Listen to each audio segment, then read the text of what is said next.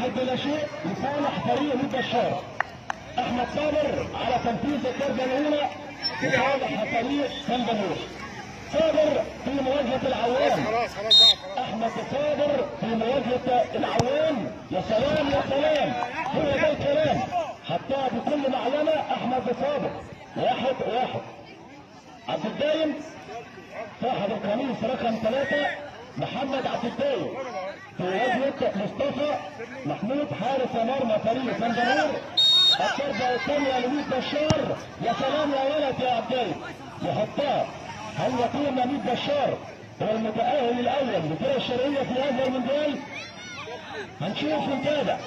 وائل محمد وائل على تنفيذ ثاني الضربات. وائل واحد من اللعيبة المتميزة في مواجهة العوام. وائل العوام، يا ولد يا ولد يا ولد، رايح لها قلنا محمود عوام ولكن بقوة حطها محمد وائل. 2-2. الضربة الثالثة صاحب القميص رقم 5 احمد ناصر. احمد ناصر اصغر لاعبي الفريقين. الكرة صعبة في مواجهة مصطفى. الضربة الثالثة لميد بشار. ناصر بروقانه بمعلمته. يا ولد يا ولد يا ولد يا ولد. 3-2. لاعبي سندنور محدش عايز يتقدم. محدش عايز يتقدم. هيتقدم محمود اشرف صاحب هدف التقدم وصاحب الهدف الاول في احداث هذا اللقاء. محمد اشرف في مواجهه العوام. ضربه ثالثه. اشرف للعوام، اشرف للروان، اشرف للمعلمه. حطها محمد اشرف. 3-3. ضربه وضربه. صاحب القميص رقم 7 محمد ابراهيم. محمد ابراهيم في مواجهه مصطفى. هنا الشيل يقول لك فين انا في الضربات دي. الضربه الرابعه الشيلي يا مصطفى. مصطفى يقول له نحن هنا يا شيلي، نحن في الميعاد يا شيلي يا ولد. نموذجيه محمد ابراهيم. والهدف الرابع اسلام مجدي افضل لاعب في اللقاء. اسلام مجدي افضل لاعب في اللقاء.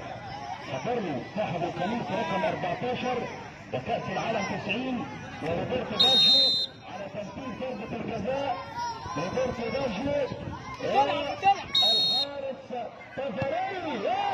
انما هنا اسلام مجدي ليس على طريقة روبرتو باجيو، حطها على طول الهدف. 4-4. محمد سمير. محمد سمير والضربة الخامسة. محمد سمير في مواجهة مصطفى والحارس كل ما بتخش اكتر من كوره بيفقد الثقه. بيفقد الثقه بنفسه بقوه. محمد سمير. 5-4. اسامه محمد. اسامه على تنفيذ الضربه الخامسه. العوام واسامه. اسامه محمد في تنفيذ ضربه خامسه لصالح سندنور. بالقدم اليسرى هيعدي على يمينه. لعبها ولكن على شماله يروح لها العوام. بيروح مع كل كوره يتوقع بشكل ممتاز. انما قوه الكوره من جانب لاعبي سندنور بتكون حاسمه. كريم شعبان كان متعصب في احداث اللقاء. هل هيلعبها بالعصبيه ولا بالروقان؟ لعبها بيديه عايزه قوه، عايزه قوه. كريم شعبان القائد حسام عبد الفتاح. حسام عبد الفتاح. هيجيبها يا عم.